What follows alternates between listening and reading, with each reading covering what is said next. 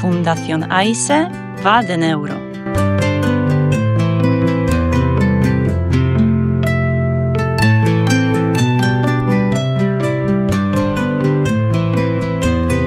Con Juana Naya. Bienvenida al capítulo número 152 del podcast de la Fundación AISE. Hoy, si no me fallan las cuentas, es 7 de enero de 2026. Bien. Y estoy contentísimo porque empezamos el año con un capítulo que a mí me hace mucha ilusión por muchos motivos. Primero, por las invitadas que tengo esta noche, que son maravillosas. Segundo, porque recuperamos una temática que yo creo que teníamos un poquito dejada en el podcast y que creo que es necesario volver a retomar. Y tercero, pues porque es un tema que une todas esas cosas que a mí me gustan tanto, que son la ciencia, la ética, bueno, la práctica clínica, y que si encima tiene que ver con población infantil, pues todavía tenemos que ser más profesionales y tener las cosas un poquito más claras. Así que bueno, como siempre, en primer lugar, quiero dar las gracias a todas las personas que, bueno, pues que nos siguen en el podcast. Este año estamos ya en no sé cuántos cientos de miles de reproducciones ya. Hay episodios maravillosos de esta sexta temporada ya, como por ejemplo, pues el episodio que grabó Paula hace poco sobre afasia progresiva primaria, que está siendo un éxito, los capítulos sobre epilepsia, los episodios sobre hiperactividad en el adulto, pues están también generando un montón de debate. Así que solo puedo agradecer de corazón que este proyectillo que empezó hace 6 temporadas y que, bueno, pues como estáis viendo, grabamos en nuestros dormitorios y con nuestros portátiles y así un poco pachangueros, pues lleve ya 152 capítulos. Y muchos más que nos quedan seguro, porque otra cosa no, pero hablar nos encanta. Bien, una vez hechas pues los agradecimientos, que siempre me gusta empezar con eso, bueno, pues queda la parte de pediros que colaboréis con la Fundación AISE, que ya sabéis que es una entidad sin ánimo de lucro, en la que yo soy patrono y fisioterapeuta, y que va a tener un montón de actividades en 2026. Así que, como siempre digo, todos los dioses de todas las religiones aprueban que colaboréis con la Fundación AISE y lo tienen en cuenta luego a la hora de llevaros por ahí a los cielos, a las nirvanas y todas esas cosas.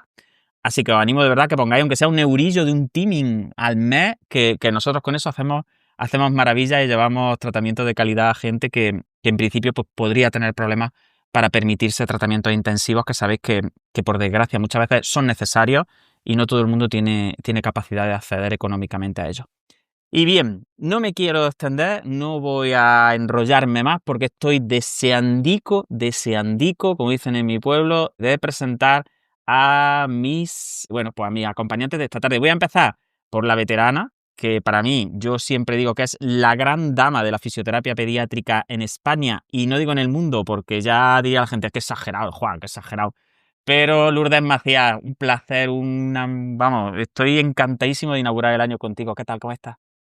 Gracias, Juan. Yo también de podernos otra vez pues juntar y hablar un rato. Sí que muy bien, empezando el año pues colaborando contigo en la fundación con ese podcast. Qué bien. ¿Qué tal las Navidades? Tú eres muy familiar, ¿no? Seguro que habrá habido mucho jaleo en tu casa. Sí, bueno, primero con la familia que tengo mis hermanos en Gerona, pues estuvimos ahí con toda la familia, hermanos, primos, sobrinos, nietos, sobrinos, de todo.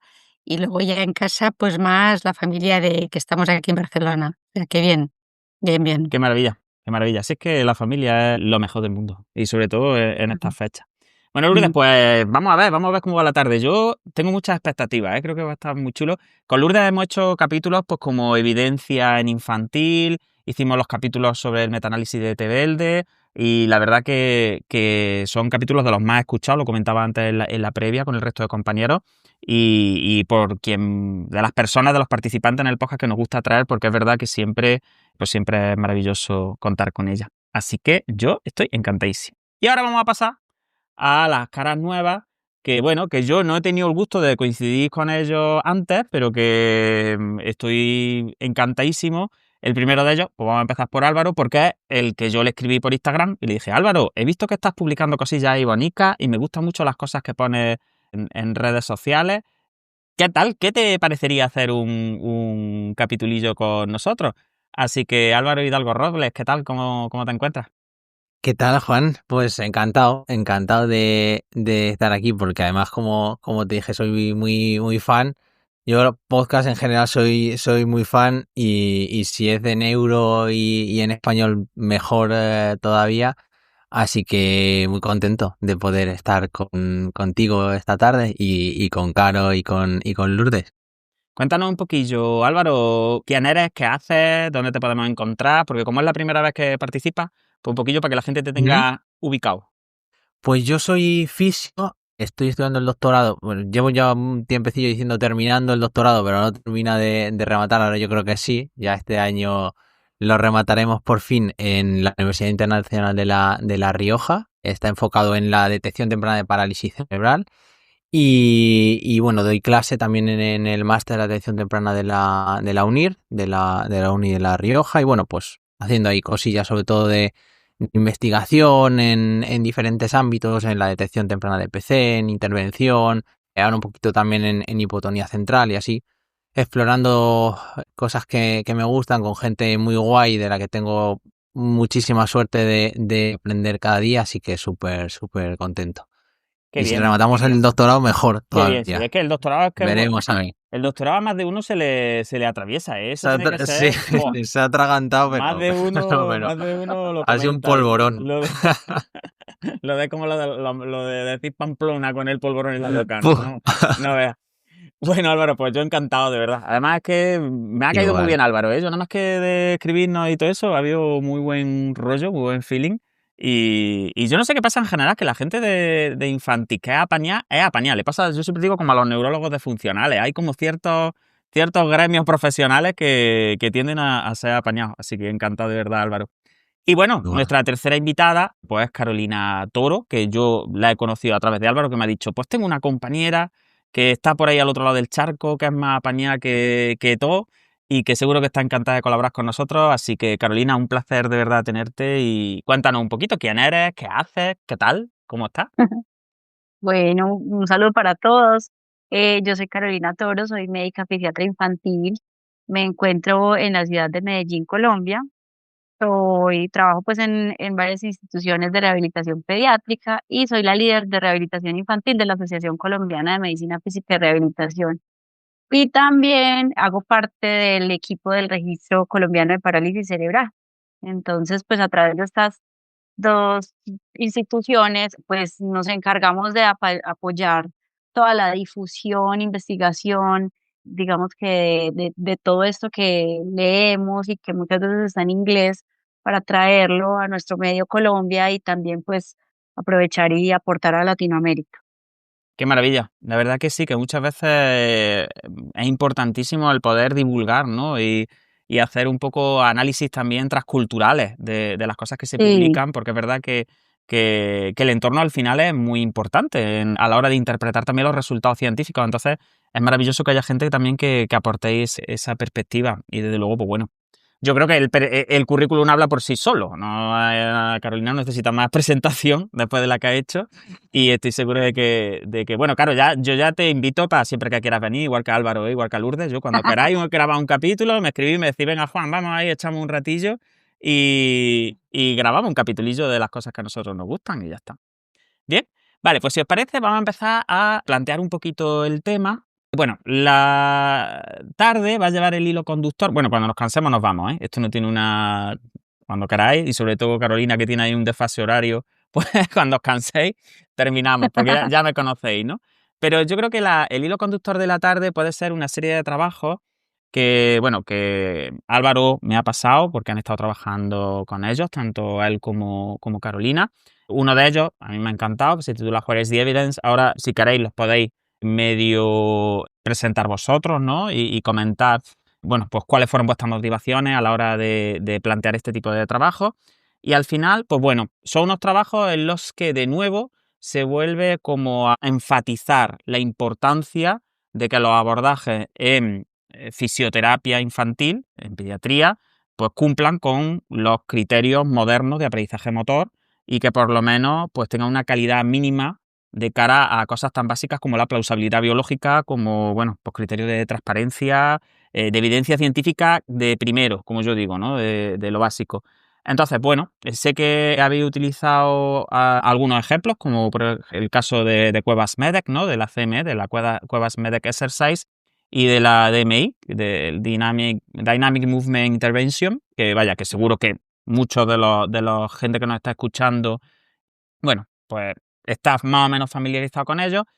Y bueno, yo por encuadrar, lo primero que sí me gustaría dejar claro es que el programa no va de bandos, que esto no va a ser un programa de opiniones encontradas, de que yo tengo una técnica que está compitiendo con la tuya y entonces quiero echar a la tuya abajo para yo poner la mía, ¿no? No es un problema de conflicto de intereses ni de opiniones personales, de es que mira, no me gusta esta técnica porque no me gusta... No, es decir, esto lo que vamos a intentar es hablar de eso, de evidencia, de ética y sobre todo pues, con cosas que van a estar pues justificadas. Lo digo porque el discurso este de la polarización ahora que se lleva mucho, muchas veces rompe el debate, ¿no? Porque es como, claro, es que a estos no les gusta esto y como no les gusta, pues lo critican, como si es que esto fuera, no me gusta las patatas fritas, ¿no? Entonces, eso es lo primero que quiero dejar claro, que tanto las participantes como yo como moderador no tenemos ningún interés especial ni en criticar, ni en, bueno, pues ni en ensalzar ninguna técnica en concreto, y lo que vamos a hacer va a ser utilizar ejemplos para poder hablar de cosas de este tipo de cosas. Entonces, vamos a situarnos. Si os parece, para empezar, ¿qué os hizo escribir sobre este tipo de técnicas, ¿no? Sobre la DMI o la CME, me da igual, Cuevas Medec o DMI, que sabemos que son como una variante de la técnica original de los 70. ¿Y de verdad hay un problema real o estáis viendo un problema real en clínica, en redes sociales, que justifique este tipo de publicaciones? Contadme un poquito. Pues Bueno, si quieren, yo cuento un poquito. En Colombia no es una técnica pues como muy conocida. Sin embargo, como tú decías, es simplemente un ejemplo, porque esto puede ocurrir con otras técnicas, con otras intervenciones.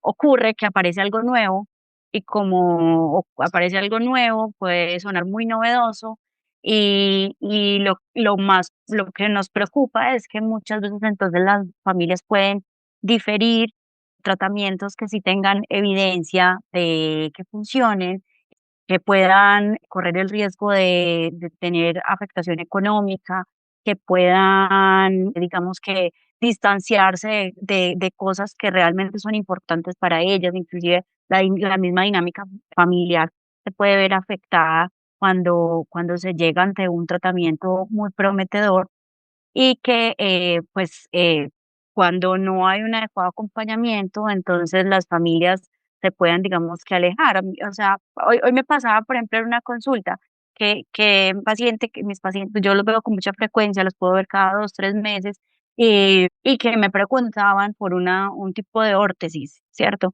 Era una órtesis que yo no había prescrito, que la habían prescrito por fuera, porque habían consultado en otra parte y habíamos estado se alejaron un poquito como del manejo que veníamos como concertando, y eso pues no pasó nada grave, pero pueden ocurrir otras cosas más graves cuando no están, digamos que adecuadamente acompañados. Entonces, así como una órtesis, un tratamiento, yo que soy médica, puede ser un tratamiento farmacológico o un tipo de terapia que sea muy prometedor y que los aleje del tratamiento que ya venimos manejando o que sí tiene evidencia, pues puede causar, digamos que daño en esa familia y en ese niño. Claro, porque al final, Álvaro, el problema no es solo ya un daño puramente económico, sino que también, como decía Carolina, es el tiempo que se está perdiendo en otro tipo de intervenciones que tendrían más evidencia, ¿no? Aparte, pues, del coste emocional también, en el sentido total. bueno, de estar viendo que uno se está enfrentando a una intervención que ya a priori sabíamos que seguramente no iba a dar resultado, pues porque la evidencia dice que quizá no es la mejor. Y además el coste de oportunidad también que se pierde, ¿no? Tanto en vida social como en vida familiar, en escuela, ¿no? Entonces, como que este tipo de intervenciones son como que dañinas a muchos niveles, ¿no? Sí, sí, totalmente de acuerdo. Y lo que comentabas, Juan, y lo que comentaba Carolina es esa afectación como multifactorial en un momento además que para muchas familias es muy sensible, sobre todo lo vemos mucho, ¿no? Tras un diagnóstico o en un momento prediagnóstico donde hay una búsqueda de soluciones rápidas, pues normalmente ahí aparecen toda esta serie de intervenciones, y esa fue un poco la motivación a la hora de escribir el artículo, pues un poco lo que hacemos todos normalmente, es decir, pues hay una intervención que no me suena o que es novedosa o que lleva un tiempo pero no sé muy bien si puede tener cierta evidencia o no, y hicimos una búsqueda y publicamos el artículo con la sorpresa, entre comillas, de que pues en este caso tanto Cuevas Medes como DMI, pues a pesar, por ejemplo, Cuevas Medes de llevar entre nosotros desde los años 70, no tiene más allá de profesionales que, como es lógico, también se interesan por ellas como una opción pues en sus servicios, en sus clínicas, para poder pues aportar esa innovación que muchas veces también se busca desde nuestro ámbito, no cosas novedosas que parecen que bueno pues puedan aportar mejoras a nuestros pacientes, en este caso a nuestros niños y a nuestras familias, pero que pues como en este caso afectan a todos los niveles, ¿no? Y sobre todo, que es algo lo más doloroso, ¿no? En ese momento emocionalmente tan complejo, las expectativas que generan es un coste increíble. Claro. Pues fíjate, como decía Álvaro, Lourdes, tú que ya llevas mucho tiempo en esto, pues bueno, ya hemos estado hablando, por ejemplo, que el CME, Cuevas Medes, pues lleva desde los años 70, es un abordaje de base eminentemente reflexógena, ¿no? Reactivista.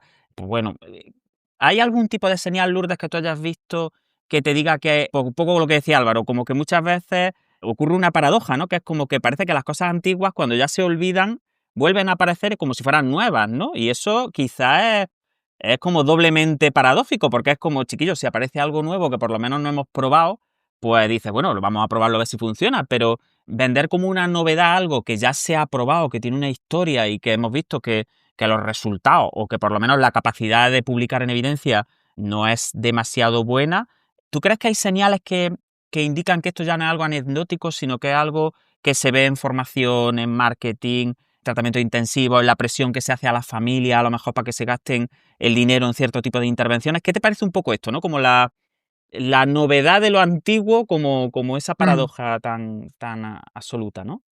Yo creo que primero habría que contextualizar, ¿no? Dónde nació la terapia Cuevas, que bueno, que hace casi 60 años, porque Cuevas ahora tiene pues como 90 y algo, ¿no?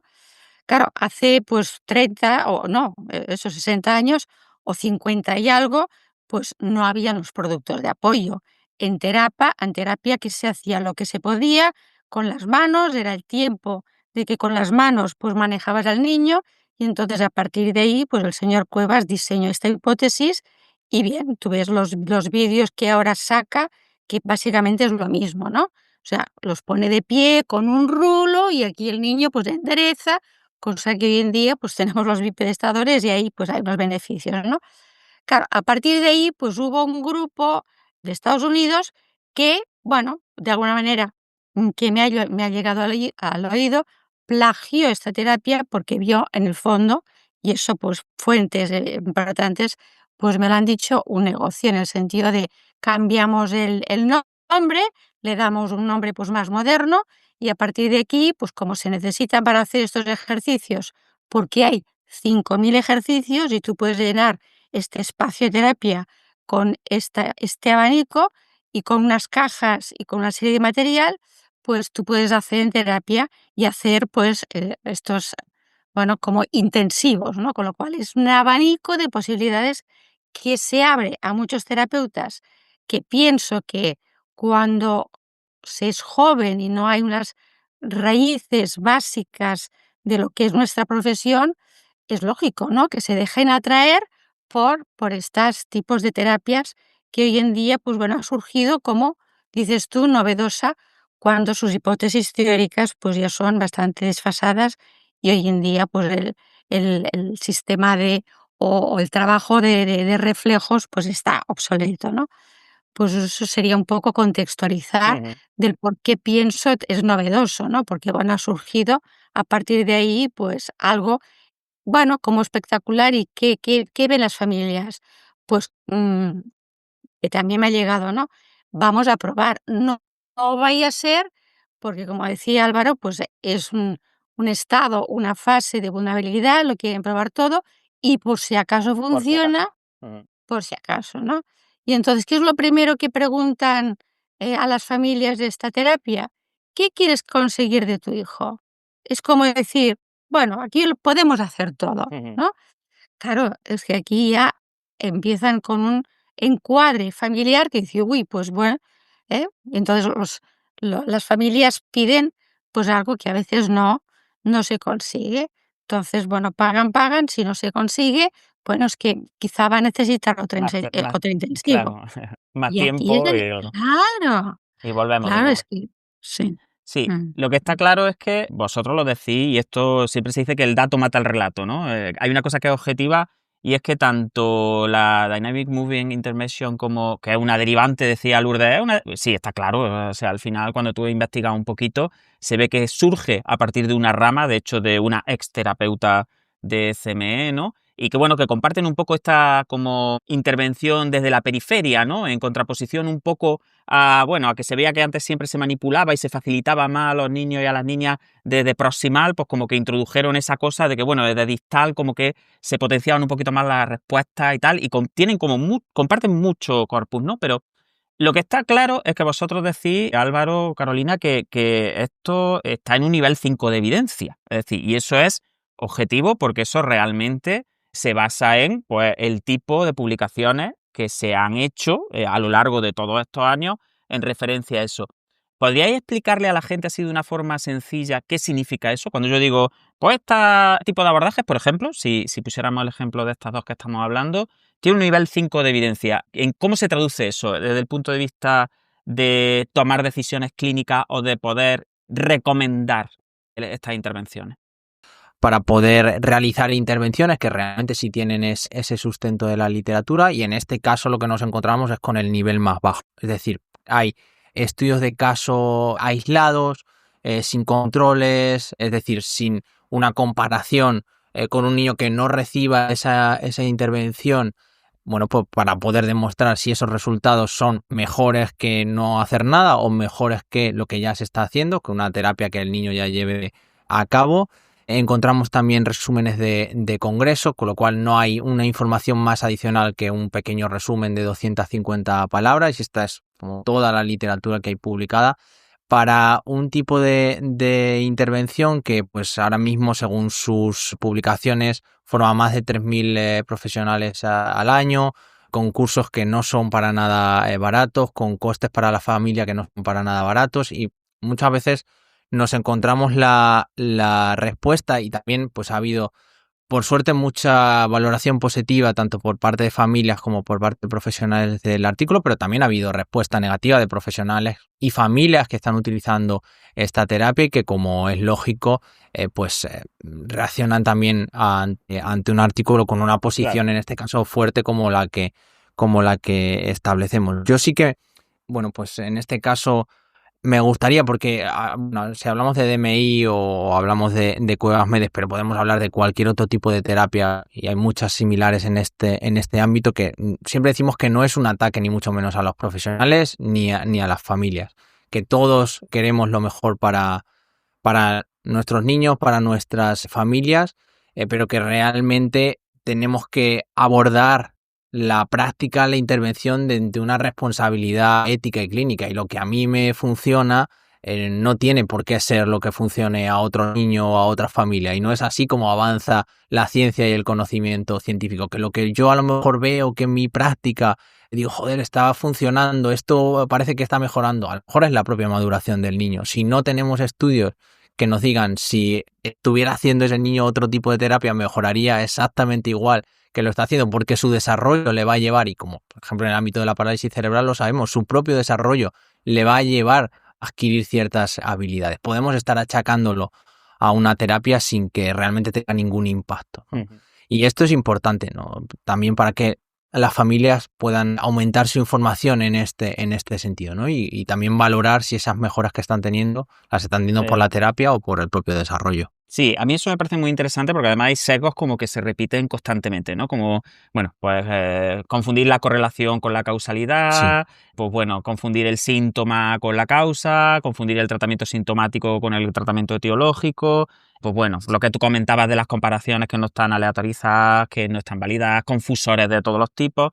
Pero quiero detenerme un poquillo en esto que has comentado, porque yo creo que, Carolina, puede ser muy interesante, a lo mejor si comentamos cómo le explicaríamos a lo mejor a las familias o a lo mejor a profesionales que no están tan metidos en este tema del neurodesarrollo, cuál es esa diferencia que comentaba Álvaro entre, sí, yo estoy viendo una mejoría, ¿no? Hay una mejoría observada y sí, tú estás tratando a mi chiquillo, a mi chiquilla, y mi chiquillo, mi chiquilla está mejor, pero ¿cuál es la diferencia entre esa mejoría observada y una eficacia que se pueda atribuir a la intervención? Es decir, ¿realmente se basan este tipo de intervenciones un poco en ese, bueno, pues en esa tendencia a, pues bueno, que muchas veces por el propio desarrollo de la persona se producen mejorías y ellos atribuyen siempre la mejoría a la práctica?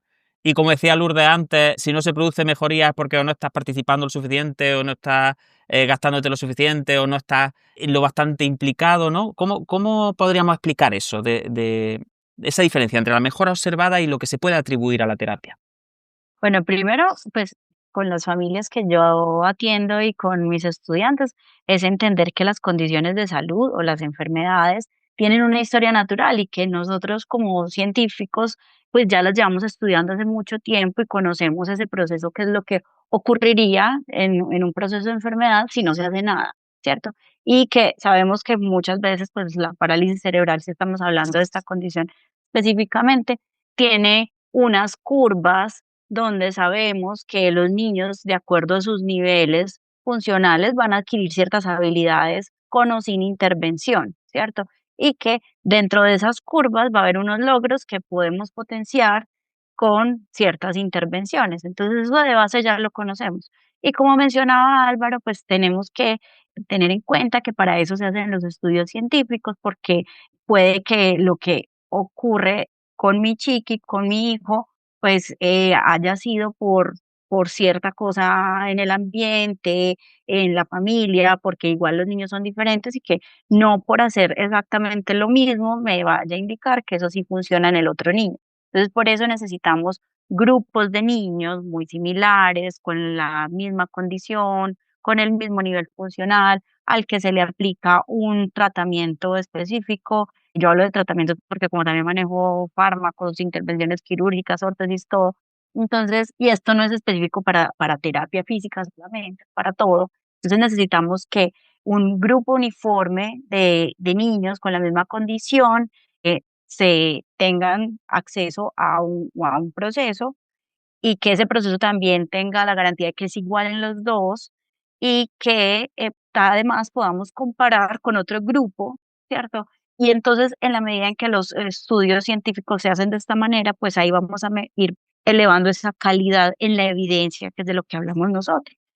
Y cuando hablamos de la más alta evidencia, es cuando no ha sido un solo Ujú. estudio que yo hice en Colombia, sino que fue un estudio en Colombia, pero también en España, pero también en Estados Unidos. Son ya investigaciones muy amplias que han probado los resultados en diferentes contextos. Entonces ahí es cuando ya hablamos de que comparamos estudios entre sí, hablamos de los metaanálisis, de todos estos estudios muy fuertes y de las guías, que son ya cuando definitivamente sumamos todos esos datos a los expertos y ya que cada gobierno, cada institución define qué es lo que necesita, digamos que en una condición de salud, un niño con tal nivel, ¿cierto? Claro. Entonces, cuando podemos entender esto, de que la ciencia no es solamente lo que a mí me parece como profesional, sino que tiene por detrás muchas cosas y por eso tarda. A Mm. veces creeríamos como que la ciencia es lo que vemos como en Discovery y no, pues la ciencia tarda porque estamos tratando personas, no estamos haciendo un producto en un laboratorio para vender. Necesitamos saber que esa intervención además es segura, que no le va a causar daño. Entonces, si sabemos que algo funciona y que lo recomendamos es porque tenemos ya mucho por detrás que realmente respalda que eso sí Claro. funciona. Y también cuando decimos algo no funciona, es porque también hemos hecho esta tarea de observar si sí funcionaba, si no, qué está por detrás de todo esto y que definitivamente si ya tenemos suficiente evidencia de que no se debe seguir haciendo, pues no se debe seguir haciendo y ya, porque entonces ahí es donde perdemos tiempo, ese costo. Sí, sí, la verdad es que es súper interesante porque además, pues yo creo que cambia muchísimo bueno, pues esa intuición que tenemos de, bueno, si a mí me funciona, ¿no? Lo que decía Álvaro antes, o de es que yo esto lo tengo en mi caja de herramientas, ¿no? Que es también típico muchas veces en, en este tipo de foros, ¿no? De, no, esto es una herramienta más, esto... Y me parece muy interesante, Carolina, que hagas como esa, bueno, pues esa defensa de decir, no, aquí hay que ser muy prudente, hay que ser muy, sí, hay que seguir unos protocolos estrictos porque al final estamos jugando con la salud de la gente y si encima es gente chiquitilla que tiene toda la vida por delante y que encima cosas que nosotras hagamos pues pueden tener influencia en su desarrollo futuro, pues todavía el doble de prudencia. Así que está genial, la verdad que es súper interesante. Una cosa también que me ha parecido común a los artículos que he revisado o que me ha mandado Álvaro también para leer, es bueno, que parece como que usar un lenguaje neurocientífico, entre comillas, ¿no? Como que dota de cierta autoridad, sin necesidad muchas veces de aportar plausibilidad ni pues bueno, lo que estamos comentando, ¿no? Ni ninguna prueba de efectividad. Bueno, yo no sé, Lourdes, tú que habrás visto todas las modas, ¿no? Y estos neurotérminos que sirven un poco para todo y que son como un paraguas, ¿no? No sé si tú crees que hay como un mínimo exigible, ¿no? A la hora de invocar la neuroplasticidad, a la hora de vender una intervención, o si el mejora la neuroplasticidad, así como el que, yo qué sé, como es suficiente como para poder justificar o para poder venderle a unos padres, ¿no? Que una intervención es segura, ¿no? ¿Qué opinas tú de la neuroplasticidad? ¿Hay un uso y un abuso de este término? Bueno, cuando se quiere vender algo, se usan esos términos, ¿no? Esta terapia incrementa la neuroplasticidad, pero si tú te vas a las fuentes de lo que es, pues verás que es algo intrínseco del ser humano, del propio sistema nervioso y que va unido al aprendizaje, evidentemente. Pero es interesante cómo, desde el punto de vista de las hipótesis teóricas del DMI y el Cuevas, porque hay que remontarse a eso, a qué se acogen ellos como para decir neuroplasticidad, ¿no?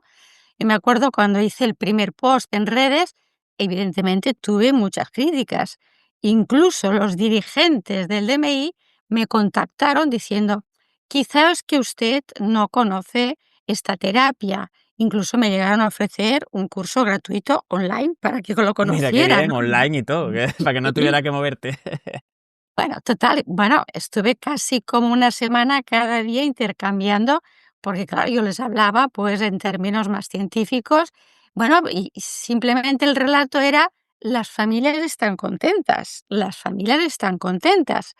Pero claro, cuando yo les hablaba de las hipótesis teóricas, claro, ellos me venían a explicar, es que cuando a un niño, pues nosotros le guiamos, podemos mejorar el mapeo neuronal, la infraestructura del sistema nervioso, mejorar el nivel de participación que está haciendo en la terapia y luego todo esto va a recaer en su bienestar y en mejorar, o sea, que era como manejamos su sistema nervioso central y además desde distal, porque así pues supone un reto para el cerebro del niño, con lo cual, con unos términos dices, bueno, a mí todo eso me suena fantasmada, ¿no?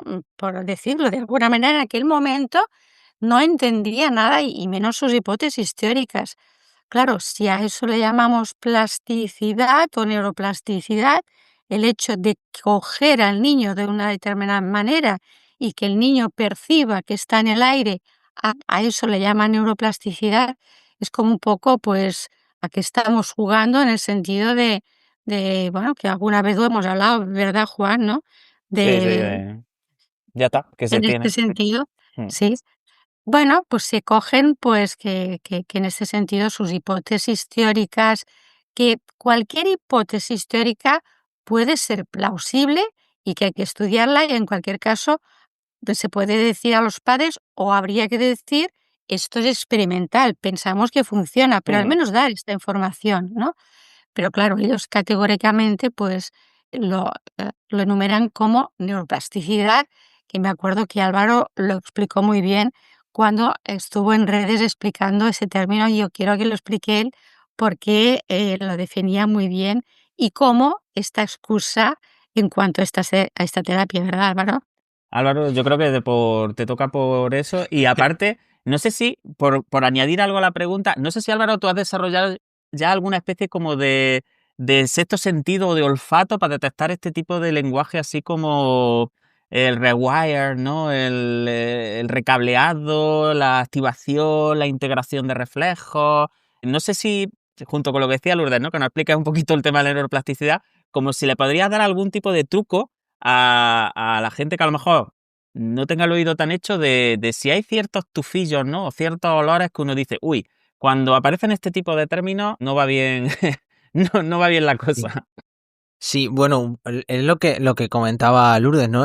Hay como una serie como de patrones comunes que vemos en estas y en otras intervenciones que yo imagino que debe ser, no soy para nada especialista en marketing, pero debe ser como algo que está estudiado, porque es que lo vemos como de manera generalizada, como recurren, y uno de los más importantes que utilizan es lo que comentaba Juan y Lourdes, ¿no? Esa envoltura, una explicación lógica, ese reprogramamiento, neuroplasticidad, ¿no? Son términos muchas veces lanzados como a veces de manera muy compleja o a veces excesivamente simplificados, que le dan como esa envoltura. Y esto buscando un poco para un artículo que ojalá que podamos publicar pronto, nos dimos cuenta también que es algo que realmente tiene un impacto en las familias y en los profesionales, ¿no? Toda esa terminología científica, aunque no tenga nada detrás, explicarlo, detallarlo como si fuera un término muy novedoso a nivel neurocientífico, tiene un impacto sobre lo que percibimos nosotros de esas intervenciones, ¿no? Esto y otra cosa que vemos mucho también, que es nutrirlo con resonancia magnética, con estudios sobre la activación cerebral, que no implica nada, porque que haya una activación cerebral no quiere decir que una eficacia tenga intervención, ¿no? Y esto lo hemos visto también en intervenciones, pues, por ejemplo, como Boita, que se utiliza también de manera generalizada en España. Y ese es como uno de los puntos así importantes que se aúna con lo que decíamos antes, ¿no? Con que realmente de literatura científica detrás que soporte a esa intervención hay poco o muy poco o nada. Y luego esto todo está también, aparte de esa envoltura neurocientífica, en las redes sociales que pues a veces son muy positivas. En este caso creo que también y eso ha sido muy positivo en muchos términos, ¿no? Democratizado el acceso a la información. Hay muchísima información muy positiva a la cual pues tanto las familias como los profesionales que acaban de empezar o los estudiantes pueden acceder, pero esto también abre la puerta a una vía de difusión de todo este tipo de terapias que es pues muy importante, ¿no? Y de eso se nutren. Y otro de los puntos que vemos es un poco a lo que hacíamos referencia al principio, ¿no? Que esto viene en un momento en general como muy sensible para las familias, ¿no? Siempre hablamos de entre comillas, la urgencia de la atención temprana, y es así, porque hablamos de un periodo neuroplástico muy importante, ¿no? Esa ventana entre los 0 y los 2 años, sobre todo en la cual pues la plasticidad cerebral nos permite pues obtener muchos beneficios en muchos sentidos, y esto, que es una información cierta y de la cual tenemos conocimiento, lo aprovechan también todo este tipo de terapias para ahondar aún más en esa urgencia, ¿no? En esa necesidad, como decía antes Caro y como decía Lourdes, de en un momento muy sensible tener que hacer esta terapia intensiva y no tenemos tiempo porque, pues bueno, tenemos una ventana muy corta para esta plasticidad máxima, y si no haces lo que estamos proponiendo, o si no repetimos esta terapia intensiva, pues no vamos a tener los beneficios que podríamos tener en este momento, ¿no? Y ese como sería el último punto, ¿no? Ese coste absolutamente desproporcionado en cuanto a tiempo y en cuanto a recursos. Claro. Que al final eh, marca una diferencia que ya aumenta todavía aún más la fragilidad de estas familias, ¿no? Que no tienen bastante ya bueno, pues con haber sufrido un caso de enfermedades que en muchos casos pues son terribles y que requieren unas adaptaciones y un tiempo de ya no solo desde el punto de vista del tratamiento centrado en el afectado, ¿no? En la afectada, sino también pues los roles, el entorno familiar, en fin, pues muchas cosas. Bien, yo por... Yo quería, sí, dime, perdón, Lourdes. Sí, Juan, sí, por quería supuesto. añadir que los 2 pocos estudios que hay de cuevas, que además cada uno es un caso clínico, que es el mismo caso clínico en 2 revistas, porque me he leído estos artículos. Se trata de un niño que tenía una hidrocefalia, le pusieron una válvula de derivación y, claro, el niño mejoró. Y Cuevas atribuye, pues, la Mm, mejoría sí, sí. a la intervención, ¿no? Y utiliza el test propio de Cuevas, que nadie lo conoce, ¿no?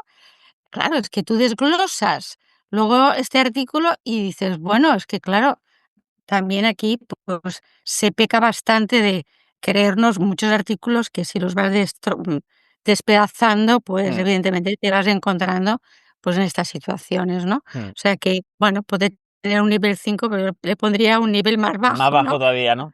Sí, Sí. además que muchas veces se da el sesgo también de utilizar los instrumentos de valoración como instrumentos de tratamiento, ¿no? Entonces hay un efecto entrenamiento también que muchas veces eso a lo mejor si tú no lo sabes y eres, pues bueno, pues tienes tu chiquillo o tu chiquilla allí en tratamiento, no te das cuenta de que a lo mejor, claro, en las escalas esas propias que tú comentas muchas veces que están desarrolladas casi ad hoc para valorar ítems que se trabajan durante el propio tratamiento, pues claro, hay un efecto de entrenamiento, pero luego eso no genera ningún tipo de transferencia ni genera ningún tipo Mm. bueno, pues como decía antes Carolina, ¿no? De replicación en otro tipo de escalas que deberían ser las que se utilizan.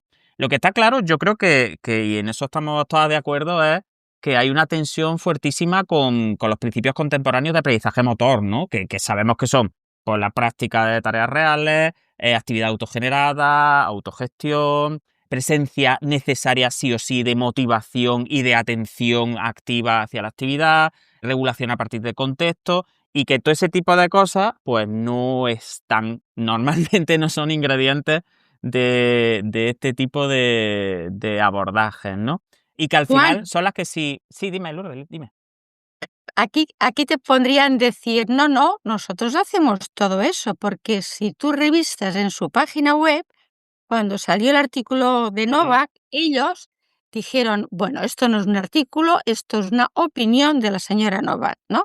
Pero, ya que está escrito, nosotros tenemos 17 puntos que estamos en alineación con 17 puntos que están o en verde o amarillo. Y entonces te desglosan los 17. O sea, el niño está activo, hace aprendizaje.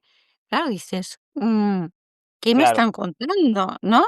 Sea, yo este link que me lo descargué y tal, cuando en el 24, al finales del congreso de que estabas tú, Carolina, que estaba Iona Novak, que se lo mostré, yo le dije a Iona: "¿Has leído eso?".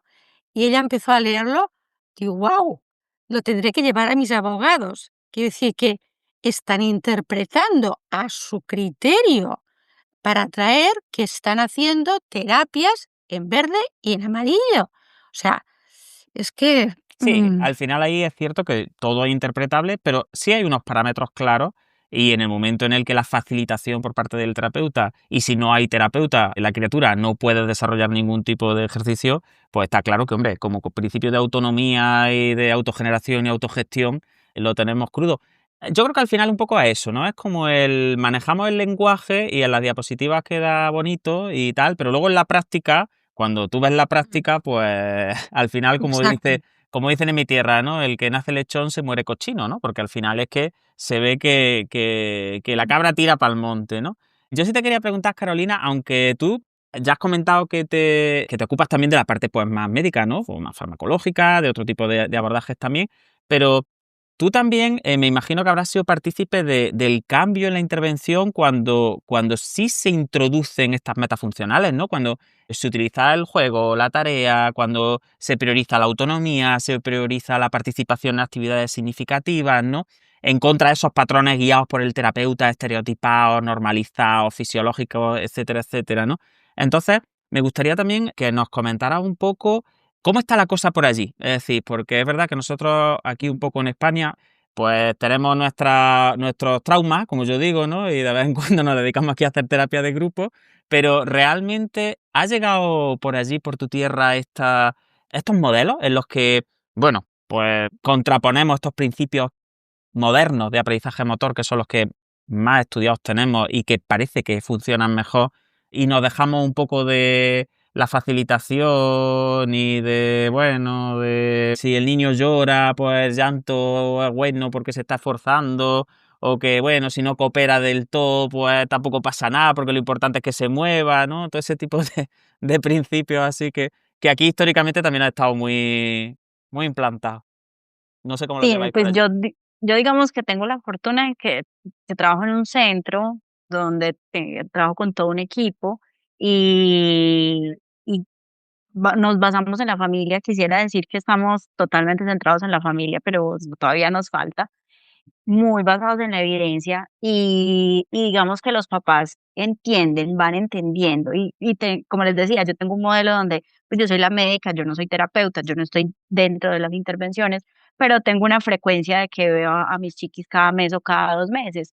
Entonces me puedo comunicar muy fácil con la familia y las familias eh, ustedes ahorita hablaban de todo ese lenguaje neurocientífico y yo pienso que en medicina y en las ciencias de la salud tenemos que evolucionar a todo lo contrario, a que entre más simple podamos nosotros explicarle a las familias cómo son las intervenciones y que tomemos el tiempo para llevar a ese nivel de lenguaje lo que queremos transmitir, las familias van a tener mejor adherencia. Entonces eso es lo que nosotros tenemos que trabajar y explicarle a las familias que precisamente cuando haya un discurso donde esté lleno de términos que ellos no entiendan, pues que ahí probablemente hay algo raro, que donde deben estar es donde realmente me entiendan y que si no me entienden, pues yo me voy a tomar mi tiempo.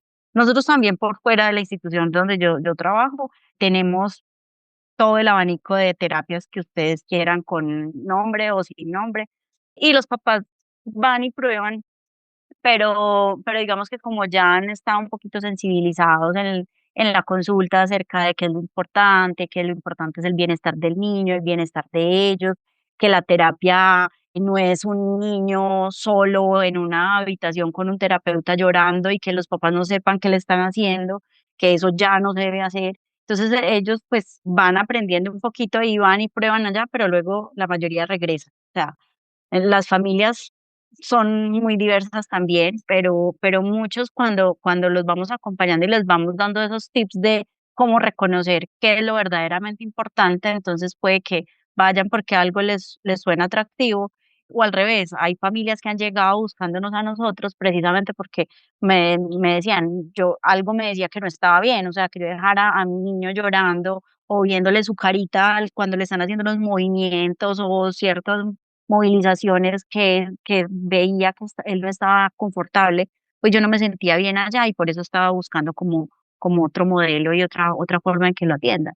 Entonces, poco a poco es un trabajo que es así, hablando, entendiendo a fondo cómo es una intervención para trasladarla a un lenguaje claro para las familias. Ese trabajo es el que tenemos que nosotros hacer, irlo difundiendo también así como se difunden todas estas cosas por redes sociales, nosotros también tenemos que hacer este trabajo porque podemos publicar en revistas y todo muy académico, pero Claro. finalmente, ¿qué le está llegando a las familias? En eso también tenemos que trabajar nosotros. Claro, porque por mucho que se publique, al final, mientras haya clientes, va a haber este tipo de técnicas y este tipo de abordajes. Y al final yo creo que es importante, que al final hay que incidir también en la clientela, vamos a llamarla entre comillas, pues porque por lo menos puedan tomar decisiones informadas, ¿no? Exacto. Que es lo más importante. Álvaro, a mí me interesa mucho lo de neurowashing porque a mí me parece que habrá pocos términos que me hayan caído mejor este año. Creo que he encontrado Qué bien. un... Pues me Sí, alegro un sí, montón. yo he Lo encontrado... tenemos a prueba Claro, todavía. le he puesto un nombre a algo que yo intuía que había discutido con Lourdes en otros capítulos, ¿no? Y de repente, aunque sea en inglés, le hemos encontrado como cuando uno encuentra, ¿no? Lo de dame el nombre verdadero de las cosas, ¿no? Así que te quería preguntar un poquillo, ¿cuáles serían los rasgos más reconocibles de este proceso de que estamos hablando, ¿no? Constantemente de relavado o de recolocado, intervención temprana? Y sobre todo también me interesa mucho esa diferencia que comentábamos en la previa entre un poco lo que es, como decía Carolina, a lo mejor ciencia que está siendo mal comunicada, pero que es ciencia, pseudociencia que realmente es, pues bueno, lo de me suena a, pero no. Luego, pues la evidencia positiva o negativa, ¿no? Y ese reposicionamiento que sí obedece a lo mejor a un, bueno, pues a un, vamos a decir, algo espúreo, por darle un toque así como elegante, ¿no? Pero me interesa mucho como esa diferenciación, esa triple diferenciación que hacéis vosotros en estos trabajos y sobre todo el concepto del lavado, ¿no? Que yo me imagino casi eso, es que me imagino a lo del neurodevelopmental, estos metidos en el túnel de lavado de los coches y con mucha espuma, dando vueltas con los rodillos, porque es verdad que creo que es muy gráfico y muy interesante, sí. Pues nos alegramos un montón. Estamos ahí abiertos y vemos que es un término de neurowashing, ¿no? De neurolavado. Me voy a quedar con la analogía que me parece súper buena, Juan, la del túnel de lavado, porque yo creo que es una de las estrategias fundamentales que utilizan muchas terapias, ¿no? Sobre todo lo decíamos antes. Por suerte sabemos bastante bien en términos de neurodesarrollo lo que funciona mejor y lo que funciona peor. Entonces, una de las estrategias más claras que están agarrando muchas de estas intervenciones es coger eso, lo que comentaba antes Lourdes, ¿no? Coger ese listado de aspectos que funcionan, esas intervenciones que son luz verde, ¿no? Que sabemos que tienen unos muy buenos resultados publicados en la literatura científica con muestras muy grandes, con muchos niños y niñas en muchos países diferentes y pues directamente decir, a veces con más descaro que otras, que es lo que ellos están haciendo o lo que ellos llevan mucho tiempo haciendo, ¿no? Un poco apropiarse de esos ingredientes que sabemos que tienen buenos resultados. Y dentro de esto también es un poco injusto y por eso hacíamos esa triple diferenciación que decía Juan, como juzgarlos a todos por el mismo rasero, porque es verdad que hay directamente pseudociencias y ahora por suerte estamos en un momento en el cual lo vemos con mucha frecuencia, ¿no? Afirmaciones, dispositivos tecnológicos, farmacología que directamente o promete una cura o promete una prevención que no está para nada alineada con ninguna publicación, ni con plausibilidad biológica, ni con absolutamente nada que tenga pues un impacto directo, pues en este caso tenemos lo que llamamos como, entre comillas, fallos en la evidencia, que son intervenciones que a lo mejor tienen alguna publicación o que a lo mejor han sido utilizadas tradicionalmente, pero con escaso soporte de la literatura científica y que pues se han quedado, entre comillas, un poco atrás, que no han sacado más publicaciones, que no han tenido como ese seguimiento que permita a los profesionales saber que cuando lo están utilizando están haciendo uso de una intervención que es segura y que es eficaz. Y luego está el grupo de lo que decía Juan, ¿no? Del reposicionamiento, del directamente, pues lo que comentamos, agarrar esos ingredientes que sabemos que funcionan y decir que lo que yo hago ahora es lo que se debería hacer, ¿no? Y esto lo vemos muy claramente y creo que es el mejor ejemplo que tenemos en la terapia Bobath. La terapia Bobath lleva desde el año 2008 aproximadamente, donde sacan uno de los primeros artículos, intentando hacer un reposicionamiento, intentando pues toda esa serie de ingredientes basados en la evidencia científica, asumirlos como propios de la terapia, cuando sabemos que uno de los puntos fundamentales que guía su práctica, que son las facilitaciones, que son los movimientos pasivos, pues no solo es que sepamos que no funciona, sino que tiene evidencia de inefectividad para, pues, por ejemplo, donde está más estudiado la parálisis cerebral. Y esto es importante también, porque muchas veces hay, lo comentaba también antes Lourdes, no hay facilidad para publicar. Estamos también en un momento actual en el cual, pues, si directamente por decirlo así, si tienes dinero vas a publicar un artículo, ¿no? Y lo que vemos son muchos artículos haciendo este reposicionamiento teórico que luego se agarran como evidencia cuando es un marco teórico que, bueno, pues puede ser, como de hecho es muchas veces discutido, ¿no? Y esto es importante porque estos marcos teóricos no tienen luego una traducción en un ensayo clínico aleatorizado que demuestre que esa intervención directamente ha cambiado y ahora sí está basada en la evidencia. Y esto yo creo que es uno de los aspectos también más importantes a los que nos enfrentamos en la práctica clínica, ¿no? Todo este tipo de transiciones, o lo que hay un editorial también muy dando un comentario muy interesante de Iona Novak y de Diane Damiano, donde lo llaman directamente rebranding, y es que es un poco lo que es, ¿no? Sí, Ese sí, tal cambio cual. ese cambio de marca. Sí, sí, tal cual. O como decían últimamente, ¿no? Si todo es arte, ya nada es arte, ¿no? Entonces, un poco ocurre lo mismo con este tipo de métodos, ¿no? Si ahora ya todo es bobat, porque Total. ya todo te puedo meter desde una punción seca a un vendaje neuromuscular, te puedo meter una FES o te puedo meter no sé cuánto, pues ya llega un momento que dices, bueno, pues si todo es algo, nada es eso. Como, bueno, no da lo mismo, ¿no? Yo creo que eso es súper interesante, además por el tema de que creo que si hay algo objetivo, que es el conocido fenómeno del facilitador, ¿no? Como hay pacientes que mejoran las ejecuciones en tareas que son incluso tareas complejas, que cuando cambian de terapeuta, vamos, ven una caída de rendimiento espectacular, porque realmente no era el niño el que estaba aprendiendo a hacer eso y el que estaba autogestionándolo, sino que era el facilitador el que estaba aprendiendo a llevar al niño, ¿no? Yo esto siempre le digo el efecto del cubano que te saca a bailar en el crucero, ¿no? Que tú te crees que bailas muy bien, pero no, te está llevando. Es decir, tú te ves allí, luego te ves en el vídeo en tu casa y dices, escucha qué bien bailo yo la salsa. No, tú no sabes bailar salsa. El cubano tiene el tío, es un facilitador y tiene un manejo que te coge de una mano y tú desde fuera, ¿no? O lo que pasa muchas veces con los exoesqueletos también, ¿no? Con equipos como el Locomat, etcétera, etcétera, que parece que cargas, parece que no sé cuánto, parece que no sé qué, pero luego realmente lo que tú dices, cuando te metes en estudiar realmente la transferencia que eso se hace, cuando tú lo comparas con otro tipo de intervenciones que son mucho más baratas, mucho más ecológicas y mucho más sencillas, pues tampoco ganamos tanto, tampoco se consiguen rendimientos en tareas que se practican, pero luego la transferencia a tareas funcionales es muy limitada. Y ese es un punto muy importante.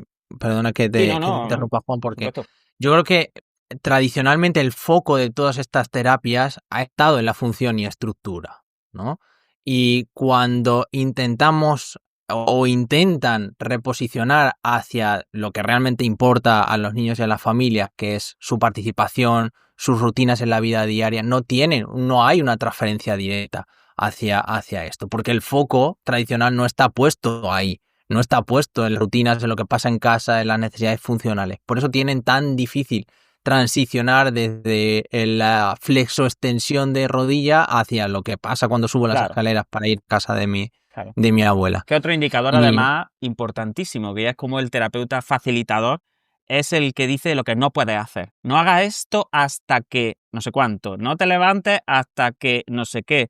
Y eso es otro de los indicadores que es objetivo. Por eso siempre digo que aunque el discurso varíe, luego en el fondo, pues la práctica es la práctica, ¿no? Y entonces tú no te vas a encontrar a un terapeuta que sepa un poquito de aprendizaje motor restringiendo actividades, esperando para que la estructura o la función esté en el momento adecuado para que ya no haya un mal aprendizaje y no sé qué, no sé cuánto, pero sin embargo en este tipo de enfoque todavía es súper importante dónde el terapeuta coloca la mano, dónde se coloca el chiquillo, qué tipo de cacharro estoy utilizando para manipular lo que además vale un dinero y tiene que estar registrado y tiene que ser este sí y este no. Entonces todo ese tipo de factores yo creo que por mucho que se haga el rebranding y por mucho que se haga la redistribución, al final no habla, ¿no? de esas luces rojas, de si un terapeuta le dice a tu chiquillo que no se mueva, porque si se mueve le va a venir mal, normalmente eso lo que quiere decir es que el terapeuta está enfocándose o enfatizando, como tú decías, estructura-función por encima de participación. Y eso yo creo que habría que vigilarlo muchísimo, porque no curamos, ¿no? En la gran mayoría de los casos, con lo cual tenemos que estar tirando de compensaciones. Una idea que se me ha ocurrido, para Carolina, además que me interesa, Caro, tú que además trabajas también con fármacos y demás, ahora que en referencia sobre todo a estos nuevos discursos, ¿no? De la intensidad, de la precocidad, ¿no? De lo temprano en la intervención, yo no sé si tenéis, se lo comento a ella porque es la que más maneja seguramente más tipos de pues bueno, de intervenciones, porque tiene la farmacológica, tiene ortesis, tiene encima que echarle una mano también a los terapeutas físicos, etcétera. ¿Cómo manejáis ese equilibrio entre la intensidad y el bienestar de la criaturica, ¿no? Porque muchas veces pues caemos un poco en esos dilemas todavía bueno, de cuanto más mejor, bueno, un poco lo de no pain, no gain, ¿no? De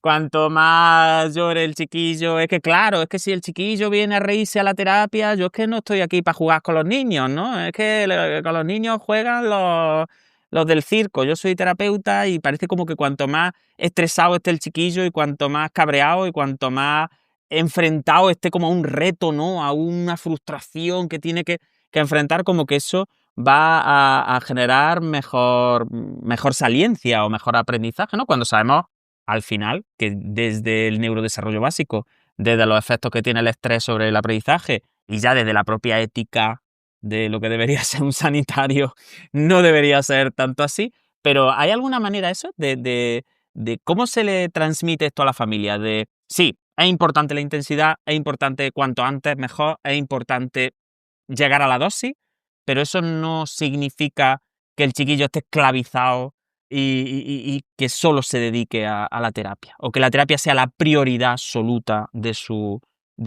vida.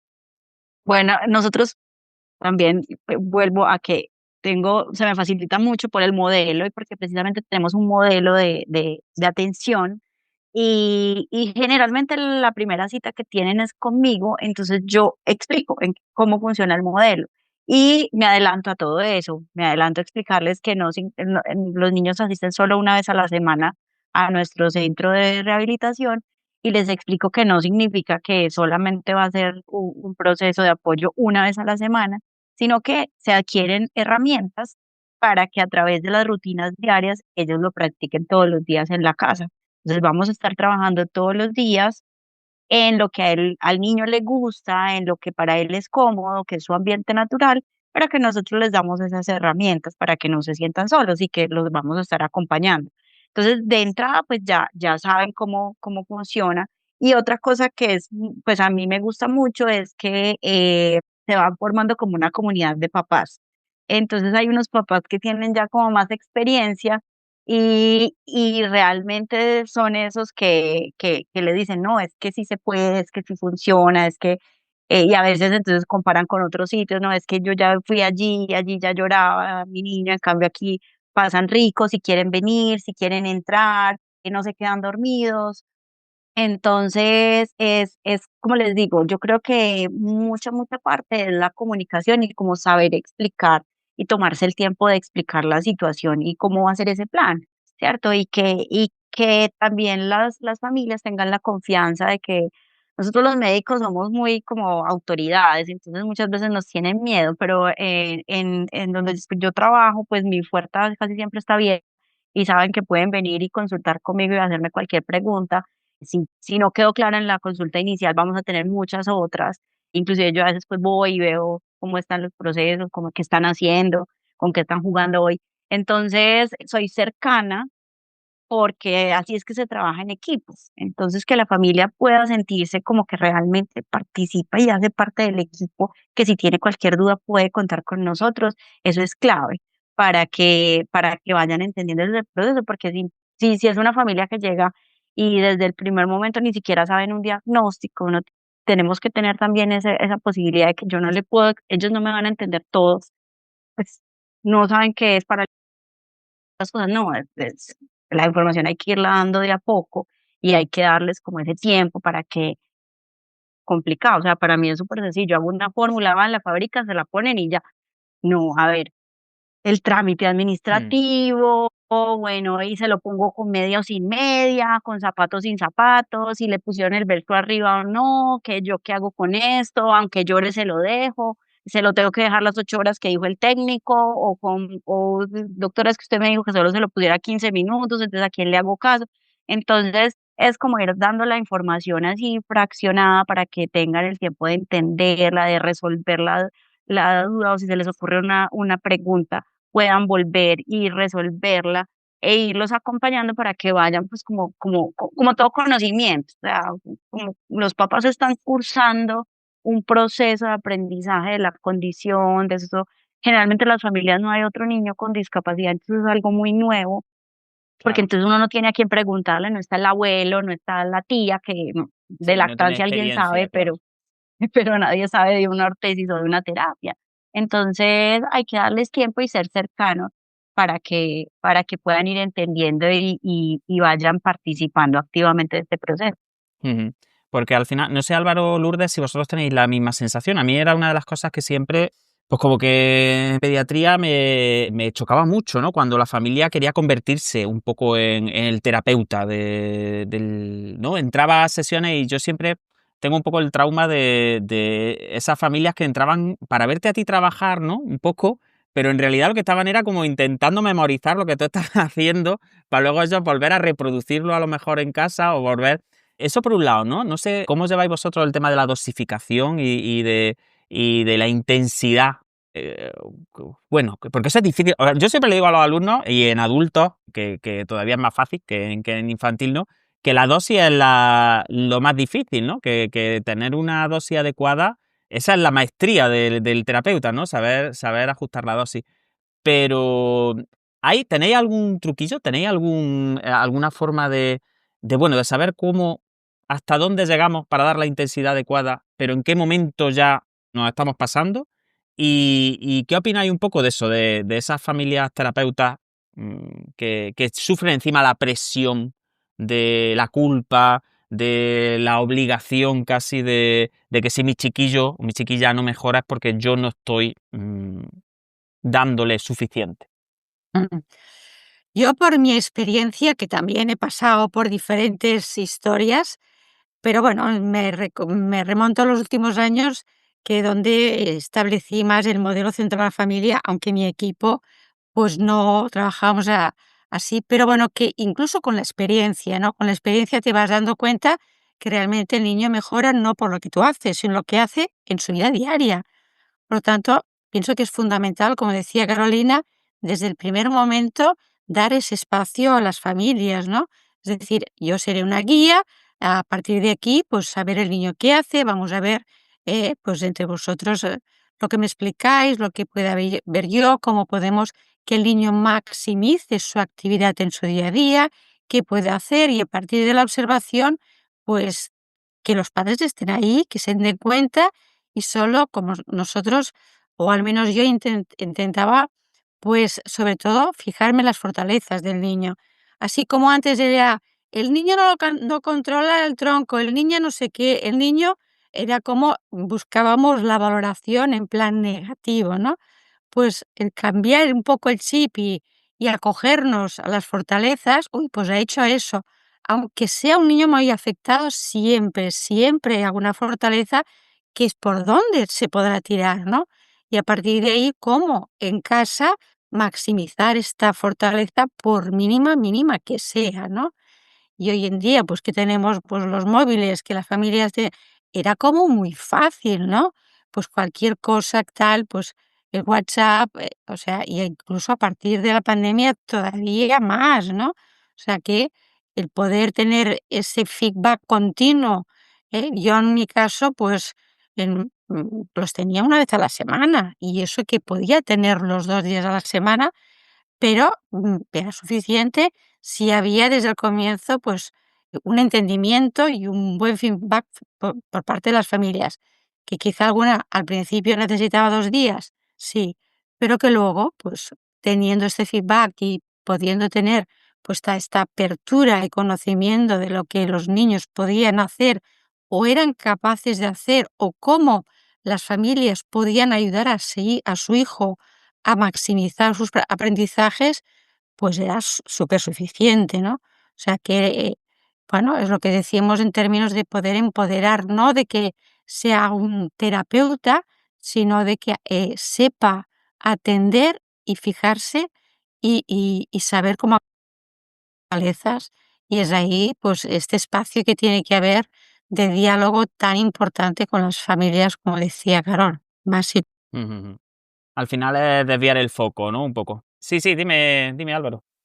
Esto es fundamental lo que decían Caro y Lourdes, el diálogo con las familias, porque en lo que comentaba antes, Caro, ¿no? En ese bajar del pedestal al sanitario, en este caso al médico o en mi caso al fisioterapeuta, uno de a lo que nos lleva es a tener que negociar, porque uno de los elementos fundamentales en esta transición, ¿no? hacia un modo intensivo, vamos a llamar, centrado en la familia, es que los objetivos tienen que ser compartidos entre el terapeuta y la familia, porque en infantil lo que nos da la dosis no puede ser la clínica, tiene que ser donde está el niño, que además como aprende, ¿no? En su entorno familiar, en sus rutinas, con su familia, y dentro de esto pues puede haber objetivos que en ese consensuar con la familia, ¿no? Para esa planificación de objetivos, pues que nos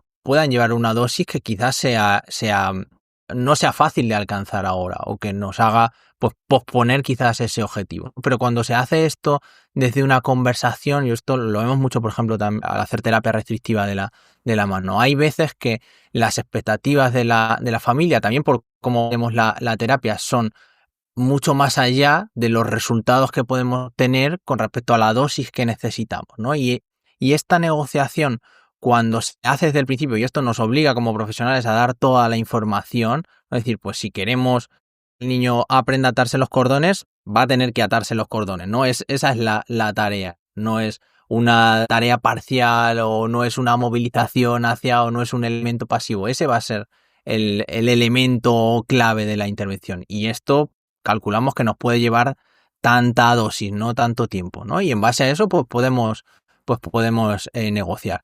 Es difícil para el profesional, pues porque nos aterriza a un contexto en el que, pues en general no estamos acostumbrados, y que donde a lo mejor pensamos, o incluso en base a la evidencia, algo que pensamos que puede ser lo más positivo para el niño, pues no sea lo que se aborde, quizás ni en un primer lugar, ni en el último. Pero bueno, creo que también es un aprendizaje para nosotros, ¿no? Y nos refuerza en la necesidad de algo que creo que es muy importante, que es aprender cómo comunicarnos con la familia, ¿no? Las prácticas relacionales, el saber cómo transmitir mucha de la información que tenemos por nuestro ámbito competencial. Esto es fundamental, y nos ayuda mucho a esa comunicación con la familia, porque lo que decimos, lo que comentaba Juan, la dosis es fundamental, y en infantil solo nos la da las prácticas que desarrolla la familia en casa, ¿no? Cómo se transfiere eso al entorno natural. Pues Sí, yo maravilloso. estoy de acuerdo, ¿no? Que pienso que una asignatura pendiente que tenemos los fisioterapeutas pediátricos es saber gestionar con las familias. O sea, las terapias más fáciles, que es coger al niño y decir, estoy activando su sistema nervioso central, Y menearlo. y a partir menearlo, ¿eh? O presionarle unos puntos para modular no sé qué partes del sistema nervioso central. Esto es lo más fácil. Y estas teorías, pues bueno, pueden estar más o menos de moda, pero sabemos que, bueno, no están obsoletas, ¿no? Realmente, y uno de los últimos artículos de neuroplasticidad está incidiendo, ¿no? En la práctica, ensayo-error, motivación, autogeneración de movimientos, resolución de problemas, práctica, pues es esto lo que realmente pues conlleva la neuroplasticidad, ¿no? Por el hecho pues de cogerlos más o menos bien, o según qué segmentos, tal, pues, movimiento automático hecho por el fisioterapeuta no equivale a aprendizaje, ni mucho menos, ¿no? En todo caso, estará aprendiendo el terapeuta, lo que decíamos antes, ¿no? Exacto. Está adquiriendo mucha maestría en el manejo.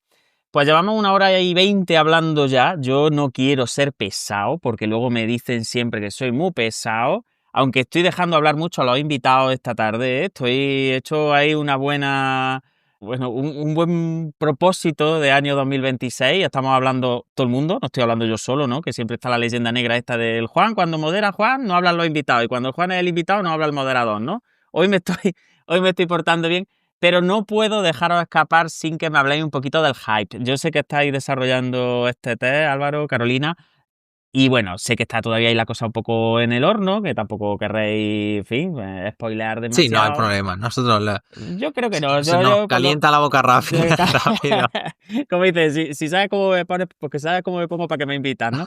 Total. Contadme por lo menos un poquito, presentad un poquito el hype como test, porque las dimensiones que os planteáis estudiar, para qué sirve, qué son esto de las preguntas un poco gatillo, o en fin, contadnos un poquillo de qué va la cosa, porque creo que esto es chulo y que no nos podemos ir sin por lo menos comentarlo un poco. No, La no, idea... Sí, dale, que es dale. importante explicar qué es hype, porque es la discusión Eso que es un siempre punto muy bueno. tenemos, Dale, que Caro. es un término en inglés que es utilizado en marketing, que es precisamente todo lo que ya hemos venido hablando, ¿cierto? Darle un montón de rimbombe y explicaciones a algo para que alguien lo compre. Entonces, pues esto de lo que hemos venido hablando lo podríamos llamar como hype científico, o también le podríamos poner neurohype o como le queramos poner porque no hemos llegado a un término que pudiera ser traducido al español. Y aprovechando este término en inglés, pues ya lo que hicimos fue desarrollar como un intento de herramienta que pueda ser más objetivo para que tanto profesionales como familias puedan hacer ciertas preguntas frente a una intervención y que de acuerdo a esa respuesta que les da ese test digan definitivamente vale la pena o no vale la pena.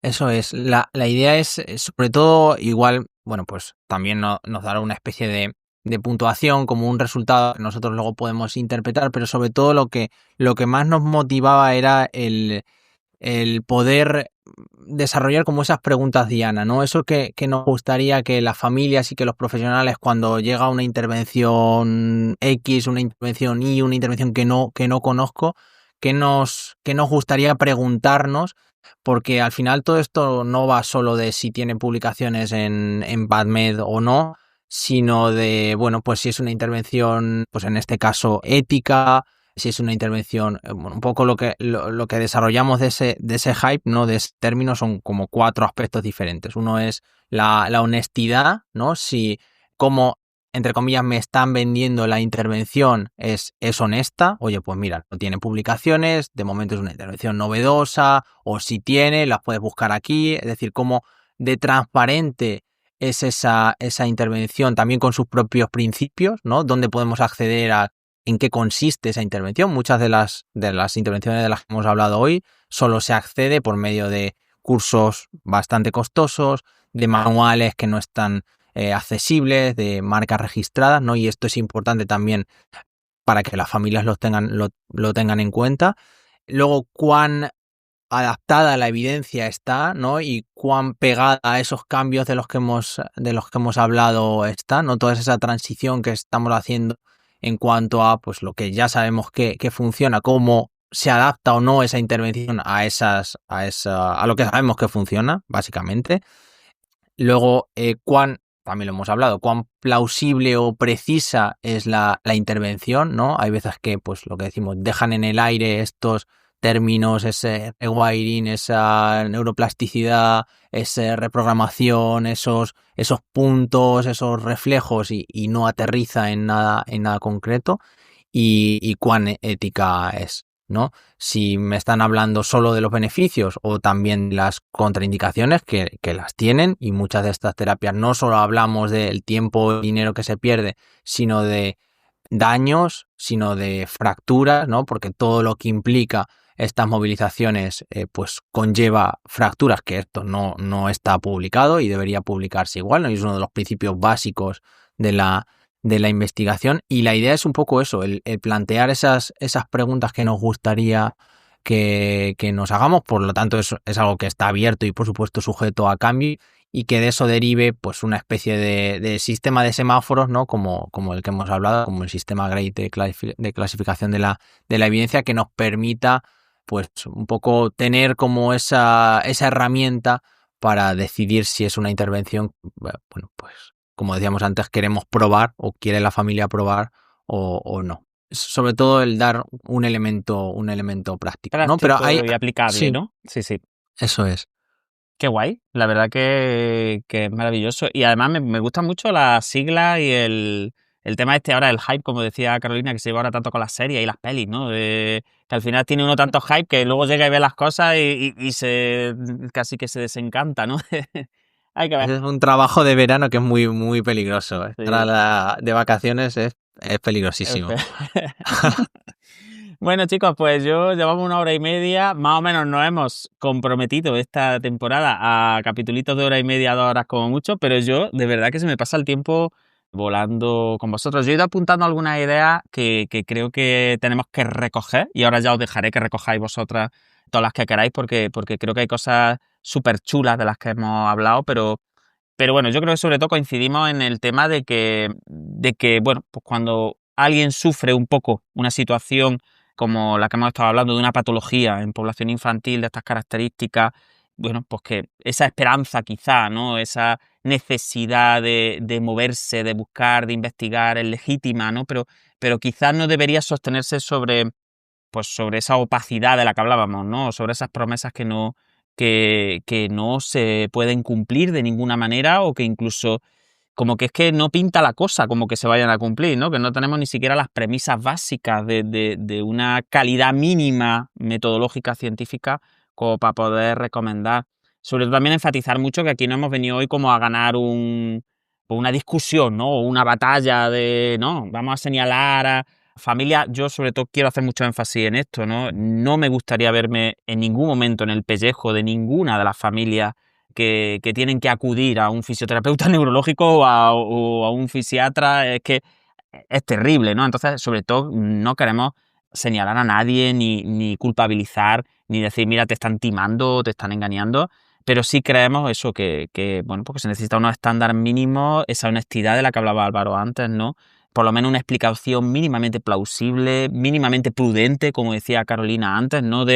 También me parece muy interesante eso que ha introducido Álvaro, que no lo quiero recoger porque no tenemos tiempo, de por lo menos que también los efectos adversos, como ocurre con la medicación, también se registren, que no vamos a entrar ahí, pero que muchas veces también parece que en el tratamiento, como esto es por tu bien, pues si te rompe un hueso o si hay una incidencia de no sé cuánto, de no sé qué, pues que todo está justificado, ¿no? Entonces, yo creo que todo ese tipo de cosas son las que tenemos que enfatizar en el cierre del programa un poco, y que bueno, que el marketing, pues vivimos en un mundo en el que, bueno, pues el marketing es muy importante, es una carrera, de hecho, ¿no? Es un grado, y que, bueno, no creo que sea completamente incompatible el marketing con la ética, ¿no? Y con la ciencia. Yo creo que también se puede hacer marketing de la ciencia, ¿no? Y se puede comunicar, como decía Carolina, pues bueno, cosas útiles y cosas que ya sabemos.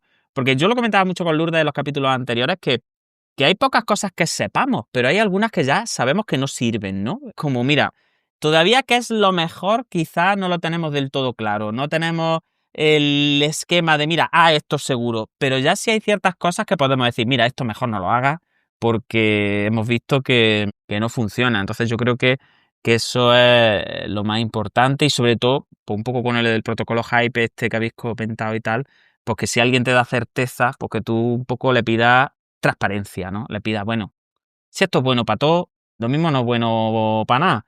Y si me va a hacer lo mismo a un chavalillo con una parálisis cerebral, con un componente espástico y un predominio braquial, a una tetosis, a un no sé cuánto, y a un amputado, y al otro que le han puesto que es que va más despacio de lo que tendría que ir, y hasta allá, hasta el TEA, y hasta y ya a todos los integramos los reflejos y a todos le hacemos los mismos movimientos y no sé qué, pues lo mismo es como si le damos paracetamol a todo el mundo, ¿no? Que yo qué sé, que puede hablar un poco de que quizá no estemos siendo por lo menos los profesionales que deberíamos estar siendo. Así que bueno, gente, yo os dejo ya cerrar, que comentéis lo que queráis, que yo si queréis sacar un tema seguimos, que yo es porque por las propuestas de nuevo año de, venga, Juan, no me metas capitulazos de más de 3 horas, que 1 horita y media nos viene bien, pero que podemos repetir cuando queráis, ¿eh? Así que vía libre para que comentéis, para que repaséis, para que reformuléis lo que os apetezca antes de despedirnos. Pero con tiempo, Perfecto. sin prisa ninguna. Yo solo finalizaría con 2 frases. Venga. Apoyar la evidencia científica no frena la innovación, la hace más responsable. Y como segunda frase, usar la neuroplasticidad para vender terapias sin evidencia no empodera a las familias, las confunde. Pues sí. Me parecen dos frases súper, vamos, casi para eso. Ahora en las redes sociales, la Lourdes, la tía que ya está en las redes sociales y te saca ya sus titulares y sus historias, ¿eh? Total. Sí, sí, Yo sí, estaba sí, pensando a ver cómo superamos esto, que La es Lourdes, sí, es verdad imposible. que Es insuperable. es que Lourdes hace como rebranding, esto que decimos de que ella se reinventa como la Madonna, la tía, es que se reinventa. O sea, cuando tú te... Mírala. ¿eh? No, me lo preparo bien. ¿Qué es? Me lo Pero no solo yo, hay otros aquí que también se lo Sí, preparan, sí, ¿eh? pero vamos, que yo hago ahí, digo, voy a hacer un cierre y hago media hora y luego llega la Lourdes, te suelta dos frases lapidarias, te dice, a la hora y media de capítulo te la, te la resumo rápidamente. Jeje, es que es genial, es genial. Ay, no. Bueno, pues Álvaro, Caro, lo que queráis, de verdad. Yo encantado. Yo suelo invitar a, pues, a los profesionales, a las familias, a que trabajemos de manera conjunta, en equipo, para que trabajemos por entender la evidencia, que muchas veces no es fácil de entender. Para eso somos muchos profesionales alrededor del mundo. Entonces, trabajar en red para, para apoyar las familias y Ujú, me parece súper importante. Y además eso, que al final nosotros tampoco estamos vendiendo en alternativo, es decir, que no es que tengamos un conflicto de interés, ¿no? De quítate tú que quiero vender yo mi muñeca, quita la tuya que es más fea, ¿no? Al final, y yo creo que Carolina en eso también es súper chulo el discutir sobre ideas y sobre mejores formas y sobre... No es discutir sobre personas, ¿no? En concreto, ni son ataques personales, ni... no, la ciencia yo creo que debería desarrollarse a partir de eso, a partir del educado intercambio de pareceres, ¿no? Y de métodos científicos y al final, pues tener esa capacidad de neurowashing, pero en positivo, ¿no? De decir, venga, pues yo pensaba esto, pero ahora de repente ha venido este tío, mira, ha hecho esto, me ha planteado este experimento y mira lo que ha sacado, lo ha replicado, pues ala, me meto yo en el túnel de lavado y varío mi forma de pensar y de actuar, ¿no? Entonces, yo creo que hay que tomárselo también en positivo, en que es una oportunidad el estar en una disciplina como esta tan nueva, tan difícil, tan compleja, pues mirarlo también por el lado chulo bueno, pues podemos discutir sin necesidad de que tú pienses que te quiero quitar el pan de tu hijo ni que tengo nada en contra tuya personal, ¿no? Que es lo que decía Lourdes antes, ¿no? Que a veces pone alguien algo en redes sociales y parece que se te viene como la marabunta, ¿no? En plan, mira, tendré yo ganas de estar hoy aquí por la mañana temprano con ganas de pelearme yo con 100 personas, ¿sabes? Pues mira, yo he dado mi opinión, he puesto unos hechos y no tengo que pararme ahora a responder aquí a 500 personas. Entonces, en fin, discutir, pero como pues se tiene que discutir en ciencia, ¿no, Álvaro? En plan... Total, pues yo me guay. voy a quedar con eso, que necesitamos discutir más, ¿no? El lo que quizás hasta ahora pues se ha dado más en congresos, ¿no? En ámbitos más cerrados, más del ámbito académico, más del ámbito profesional, tiene que darse también en un contexto abierto y lo que pues es verdad que hasta ahora, y muchas familias nos lo plantean, ¿no? Es decir, joder, tú me dices una cosa, este otro me dice otra, pues es lo natural, ¿no? Las diferentes visiones y las diferentes maneras de entender, pues a veces una profesión o una intervención. Y creo que lo más importante, sobre todo pues un poco a raíz de estos últimos meses, ¿no? De estas últimas publicaciones, lo que decía Juan, el transmitir que esto no va ni por supuesto contra las familias que utilizan este tipo de terapias o que confían en ellas, como vamos a decir algo negativo de esto, ¿no? Ni contra los profesionales que lo utilizan.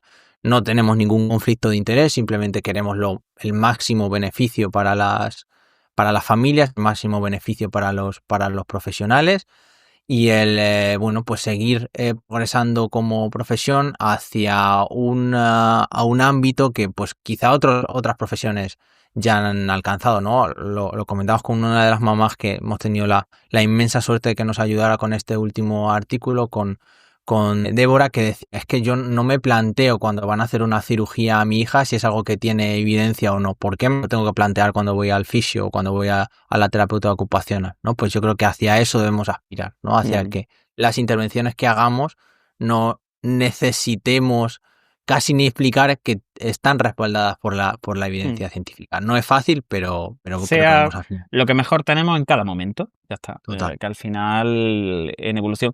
Y también, yo ya como cierre, y para también echarnos también un poquito de tierra encima a nosotros, que yo me gusta también echármela, pues como terapeutas también trabajar mucho la parte de no sentirnos tampoco mal cuando no se nos hace caso, ¿no? Porque a mí me pasa también un poco, ¿no?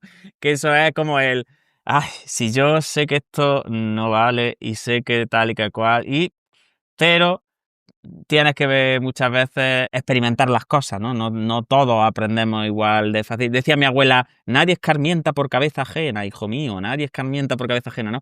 Entonces, pues quizás también un poco ser Total. comprensivos, ¿no? Y no tener un poco la mala folla esta del terapeuta del te lo dije, ¿no? De, jaja, te dije que te iban a sacar los dineros y que no sé cuánto y que no sé qué, porque al final victimizar también y eso es terrible, ¿no? Y al final también se pierde mucha confianza. Entonces tenemos que ser también flexibles un poco, pues para entender que la gente en situaciones de fragilidad, pues toma decisiones que muchas veces a lo mejor nosotras no entendemos, pero que tenemos que incluso acompañar en eso e intentar minimizar los riesgos, minimizar el impacto o que, bueno, pues que la cosa salga lo mejor dentro de lo posible, ¿no? Porque también muchas veces se ve, ¿no? Dentro de los fisios de la evidencia científica, ¿no? Como que adquirimos un discurso en el que parece que nos separamos de la emocionalidad, ¿no? De la familia y te dicen, sí, esto a lo mejor no tiene evidencia, pero es que no sé qué, no sé cuál. Y es como y no,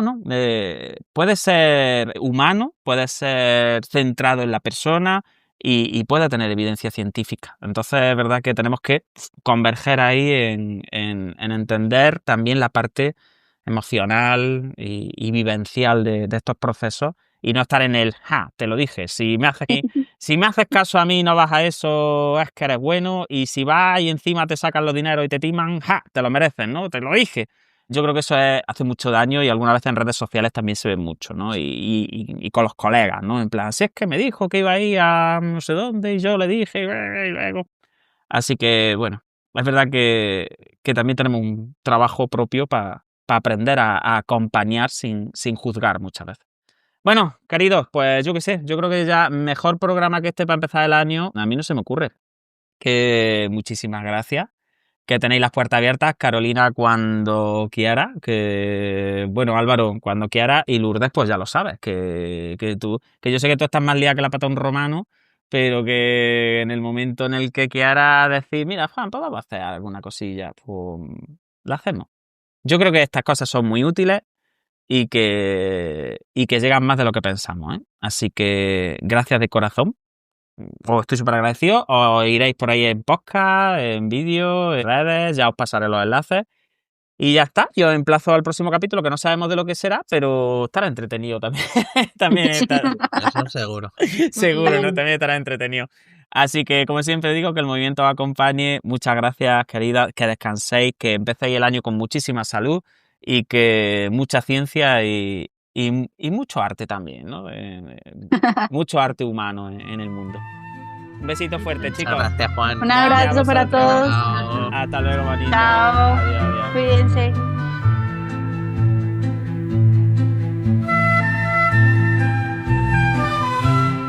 Neurociencia, del caos a la sinergia.